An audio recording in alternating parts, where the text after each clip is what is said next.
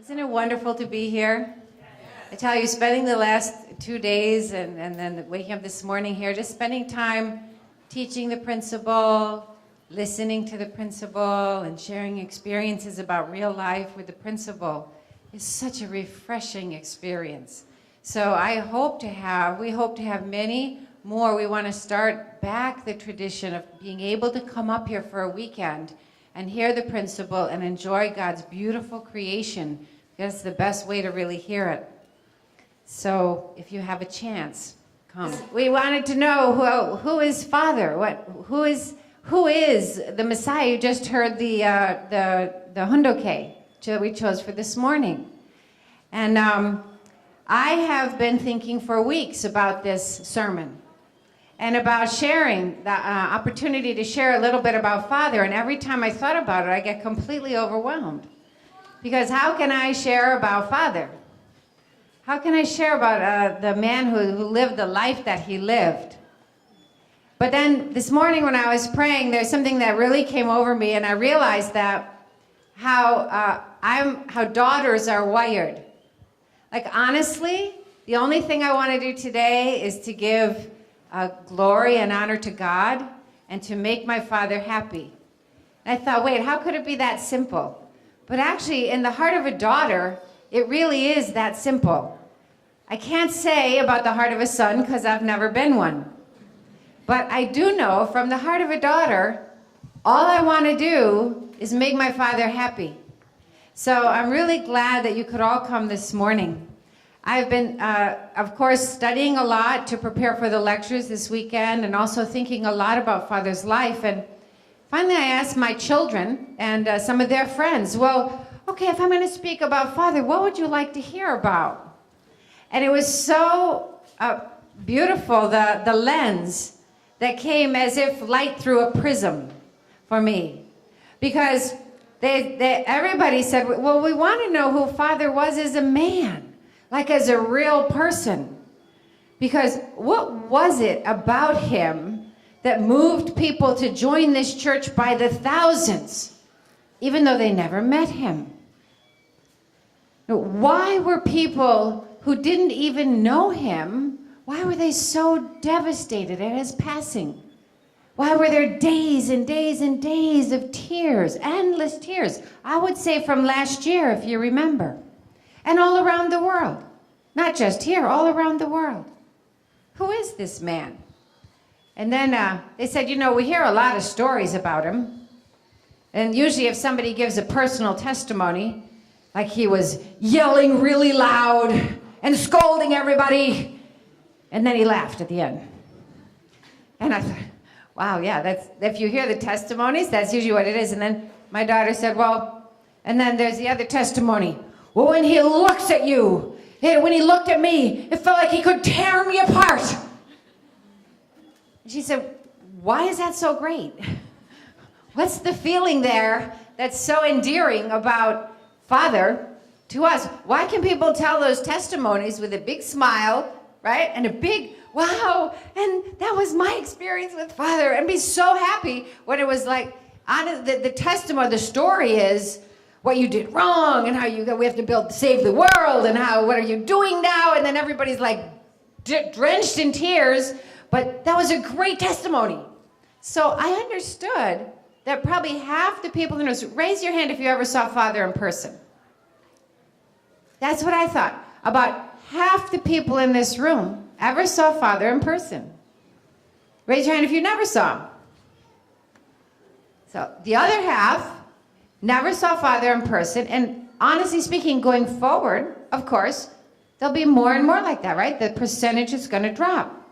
So what is it about Father that was so special? His life seems supernatural. When you see the movie, I don't know if you had a chance to see part of the movie that was playing earlier this morning, the list of things that he did, and his passion, and his incredible, incredible determination to bring the kingdom of heaven on earth, no matter what, was just shining out of everything that he did. And he did suffer. He went to prison. He was beaten. You saw everything on the film, and you hear all the stories. But he never left us with the feeling or the thought, oh, I'm a suffering person, did he? In almost every video you'll see, if you watch the early videos, no matter what he said in his speech, he ended the speech with a big smile and usually dancing and singing. And that's what we went for. Because you can read and you can study all of the important things that Father said and the important structures that he put in place and his desire to build a world, really build a world of peace and what that takes. But really, when we went there, the only thing people walked away with, as odd as it seems, is the memory of Father looking at me singing and dancing and the desire of our hearts just to share in that moment. So Father was really a person who loved to laugh. He loved to laugh, and he loved to share and singing and dancing, and you know, and we forget that sometimes because the work is so serious. Like Katya said, that one little the little Hundoke reading we had summed up the whole workshop. But reality is, there's God and Satan, and the battle rages. And if you don't think so, go to your kids' high schools, or go to high school yourself, kids. Go to college. If you don't think there's a battle out there, because later on you can sort of pull back and get your own little family, your own little, you know, a little community like that. But Father never did that. He was always thinking about people around the whole world because he experienced their heart, and he stayed out there. He stayed there. But he used to love to laugh. He used to laugh, and when we went to East Garden one time, and the girls were younger, but they went all up in the front row. And then Father was speaking very strongly and, you know, teaching about something very important and very strong. And everybody was like sweating it out. And like, okay, yeah, we really should be better. Yeah, we really have to change this world. Yeah, how are we going to do that? And then everyone was really, and then Mother sent a little note into Father. She sent it by one of her kids, and it said, Father, you've been speaking a long time. It's time for breakfast. Please come for breakfast now. And Father went like this. Who gave me that note? I'm not going to stop speaking. So then he went on for a little while, and he had some important things to say. And then a little while later, his grandson came in, probably about this big, and the grandson was holding Nemo. He had a stuffed Nemo, little fish, and he was holding it like this. And the grandson walked right up to his grandfather, who was the Messiah, and who was teaching everybody what we should do to change the world and bring peace in the world. And the little grandson went up and said, Habaji, come for breakfast, I'm hungry. My father started laughing, and and then he picked up his grandson, put him on his lap, and said, Habaji, come on. And first Father went, no, like this. Come on, Omani's hungry too. Come on, let's have breakfast. So finally Father said, okay, my speech is over. And then he went with his grandson. And that's who Father is. That's who Father is. He never lost track of like the big goals and the amazing, wonderful work that we have to do. But he always, with his family, when his family came around, especially we saw that when his grandchildren started coming around. Because they would, and after a while, Mother caught on, right? True Mother, and she would send the grandchildren in first. She said, forget about the note, just send the grandchild. And it worked. So Father is a father of heart. Father is a father of love and laughter. And he shared that with us so freely and so beautifully. As I was preparing this talk today, I went back. I wanted to read from Father's own words. So I went back and I wanted to read again the autobiography as a peace-loving global citizen. This is such a beautiful book because I've read it several times. And every time I read it, I'm looking for something else, or maybe I need something else, but somehow Father's spirit and words come through this.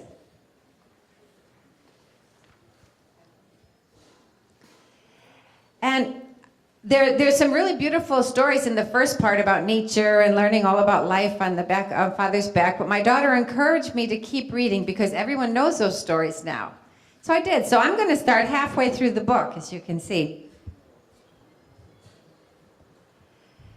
I wanted to share with you one part that was really important to Father.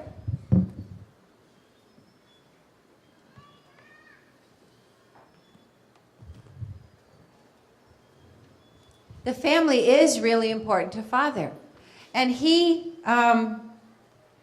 talked about that in the chapter, Loving Families Can Change the World.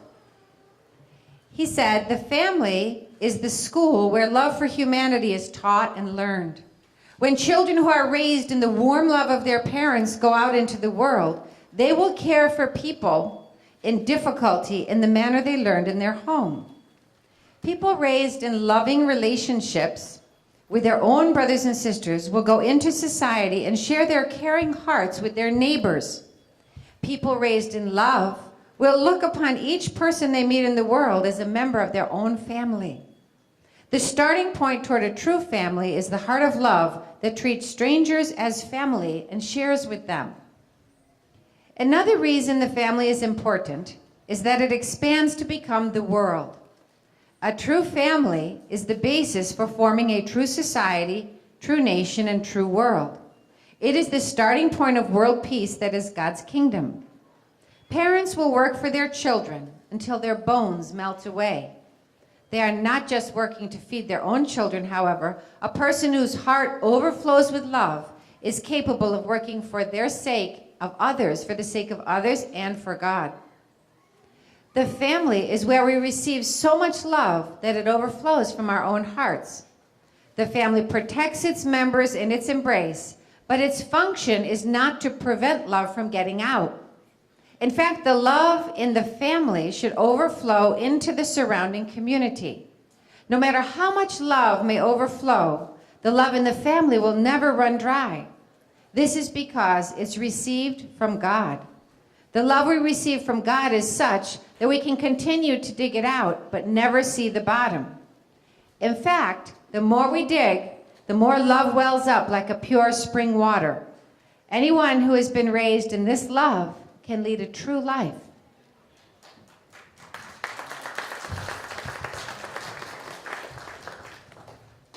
So Father spoke about the seminal importance of our family, and where love from God goes through parents to their children, and that's how children learn how to love the world. And I know what some of you are thinking. Some of you are thinking, that's a nice theory, but you don't know my family. The family, the love doesn't really flow there. And I want to tell you that there are times when love doesn't flow like that in a family. There are times when families go through difficulties. There are times when children go through difficulties. There are times when parents go through difficulties. But this is a time of restoration. If we keep, Father is setting out for us that goal or that ideal of family as a school of love. And if you think about it, when you come for the 2-day workshop, when you study the principle again, you'll see it all over again. That God made the original design of the principle of creation to flow through parents to their children. So some of us have really experienced love in our families, and some of us haven't. And Father did, and he didn't. But he always kept that goal. He always kept that out ahead of him. That's why it was so delightful for us to see Father as a grandparent, to see Mother as a grandmother, right? When they became grandparents, I think all of us collectively had this wonderful kind of like, wow, grandparents' love, that's different. Because grandparents' love is different. So one thing going forward, going forward in our own lives and in our own community, that's really important is going to be kind of uncovering and letting it flourish the love of grandparents. Okay, so I did enough talking. I have a little more to share with you. But before I do, I want you to take a minute and think about your favorite experience with your grandparent. With one of your grandparents. If you didn't know your grandparents, maybe a story that your parents told you. Just bring that back to your mind for a minute, because I'm going to ask you to share it with the person next to you. Because talking about love from a book is fine, right? It's a good basis just to read and study and learn. But talking about living love is really the point. So think about an experience you had with your grandparents. Okay, now take a minute and share with the person next to you.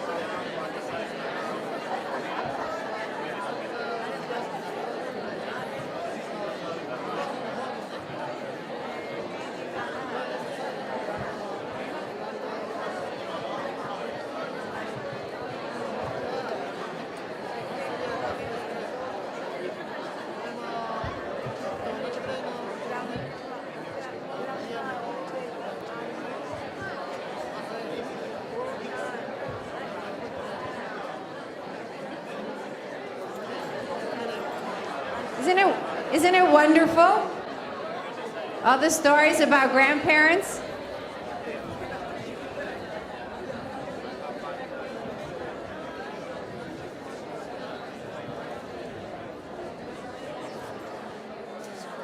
Okay, so finish up that thought and let's come back together.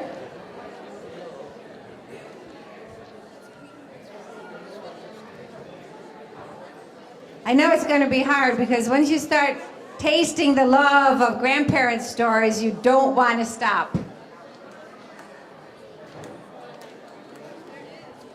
I'll never forget my grandmother. My grandmother was a real hot lady. She was a flapper. Yes, she was, way back when. And I remember a flapper is like a really risque, kind of a cutting-edge lady in the old days. She wore skirts where they could actually see her ankles and shins, yes. So by the time I grew up then, my mother was not a flapper, okay? My mother was a home economist. And she made everything work when we didn't have enough to make anything work. She made it work, God bless. But when it came time to go back to school, we would get out our old wool skirts. Wow. Long time ago. Elementary school, of course. I mean, long time ago. And my mother would start to hem it to below the knee. I mean, it was just so embarrassing. And my grandmother would come and help us every year around that time because we had 8 children in our family. So she would come and help us get ready to go back to school. And every time my mother would be pinning the hem up, I'd be dying. And on top, you have to stand on the table and they pin the hem around. I think, Mom, it's too long. Oh my gosh, I can't wear it like this. And my grandmother's sitting over in the corner says, never mind, I'll fix it when I hem it. And she always hemmed it up about this much. I love my grandmother. She saved me so many times. My Nana.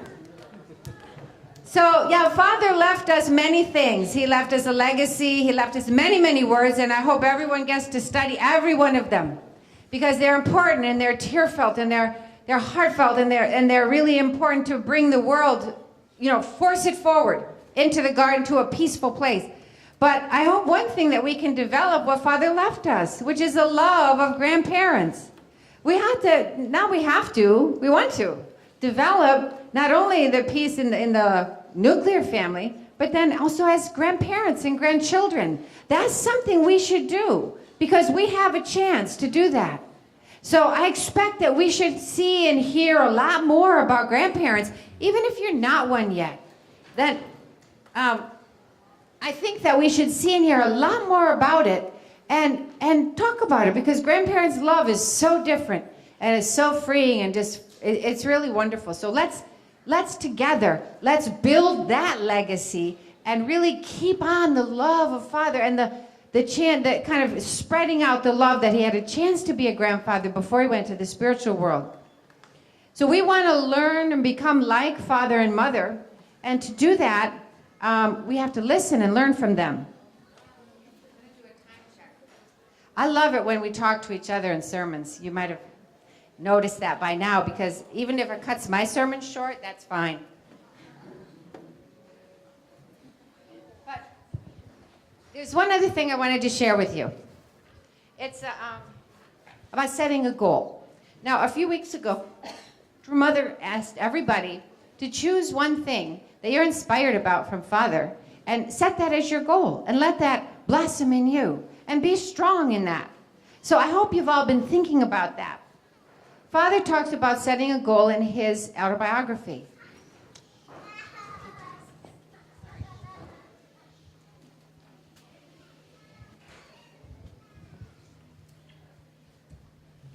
Setting a goal in life is similar to planting a tree. If you plant a jujube tree in your front yard, you will have jujubes in your home. If you plant an apple tree on the hill behind your home, they will produce apples.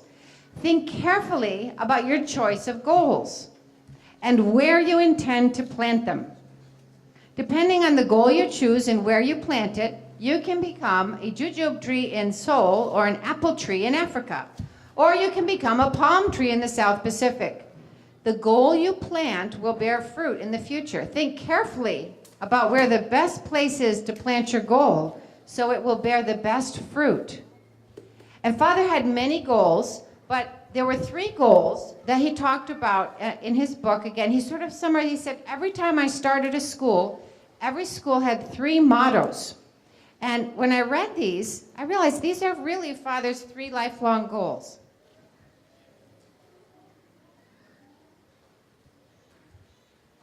So the first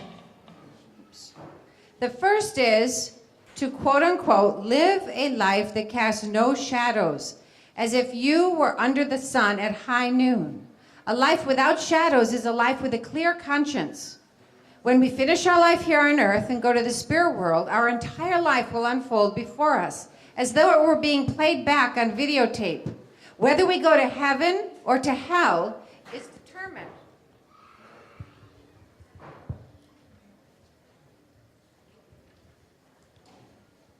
Whether we go to heaven or to hell is determined by how we live. So we need to live spotlessly clean lives, casting not even the smallest shadow. So Father has 2 more short goals that I'm going to read for you. But before we go to the other 2, again, it's not important that we race through the goals that Father had. The important thing is, what does it mean to you? So we won't share for quite as long this time, but I want you to think for a minute and then take a moment to share with the person next to you, or if you want to switch it up, the person behind you. What does it mean to you to live a life at high noon? That says something we heard from Father that's a very powerful, beautiful, strong image. But what does it mean to you? And how are you doing? Okay, so take a minute and share with each other.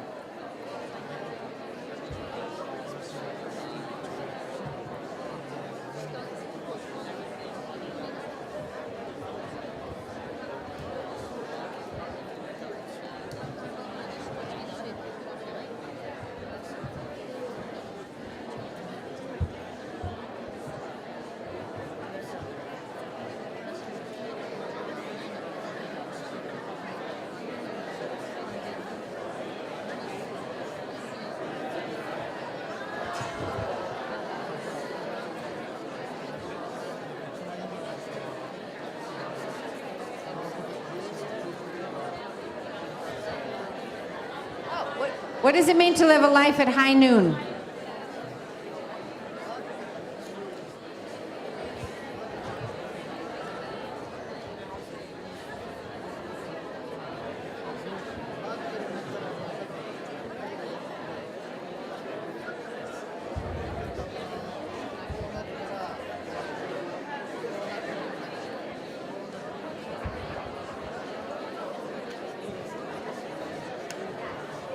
What does it mean to live at high noon? No shadows.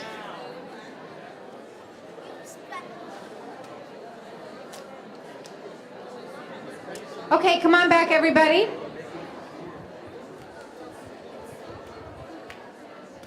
Don't worry, I'm going to let you talk one more time. Come on back for a minute. Let me share with you the next two of Father's goals. The second motto is, quote unquote, living, shedding sweat for earth, tears for humanity, and blood for heaven. There are no lies in the blood, sweat, and tears that people shed. There's only truth. There's no great meaning or value, however, in the blood, sweat, and tears that a person sheds only for his own sake.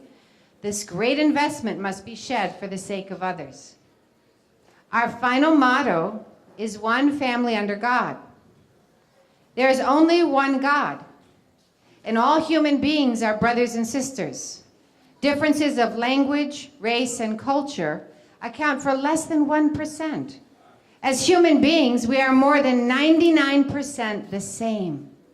So creating one family under God is Father's third motto and third major goal in his life. So Father and Mother have left us many things to think about, right? Many things to try to do in our lives and to try to be in our lives. But the really, really important thing, out of all the things you can read and all the movies you can watch and all the prayers you can have, the important thing is, who are you to God? Who is God to you?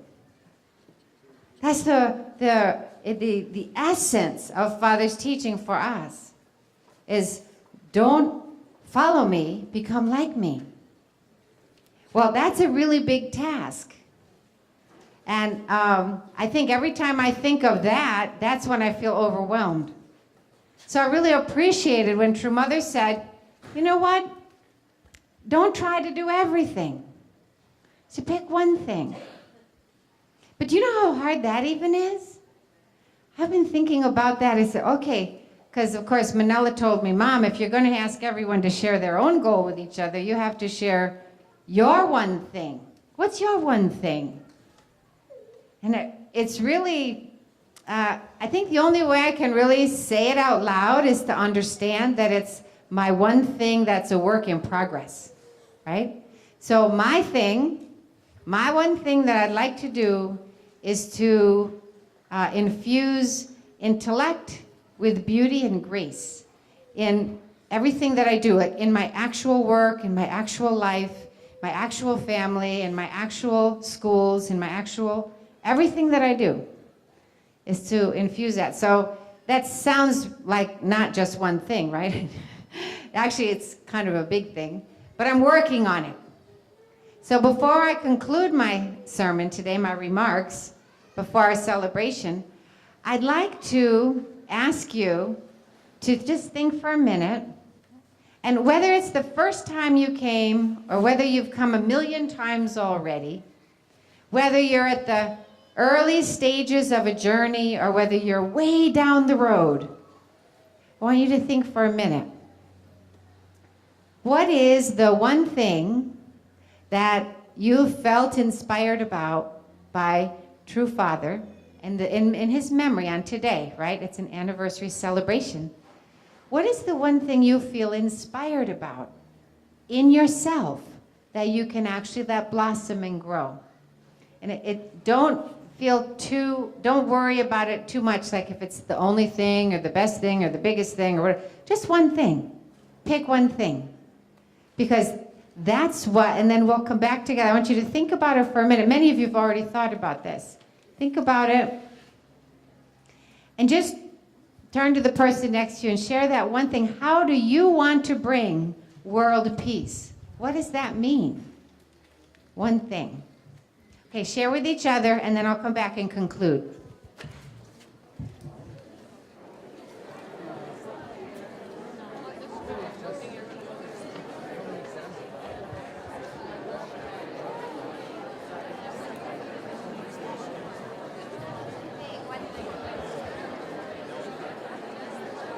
All right, brothers and sisters, come on back.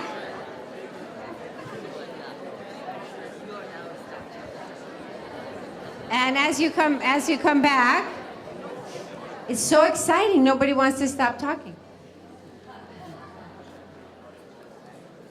You ready? Yes. Okay. This is Father said in his last paragraph. Each day, I set out on my path with renewed determination to achieve that goal. My prayer is that every person on earth will be reborn as a peace-loving global citizen, transcending barriers of religion, ideology, race, and age. So Father himself set a goal, and he just started every day. He just said, let me do this a little better today. Let me build this a little better today. Let me be a little better person. Let me give a little more love.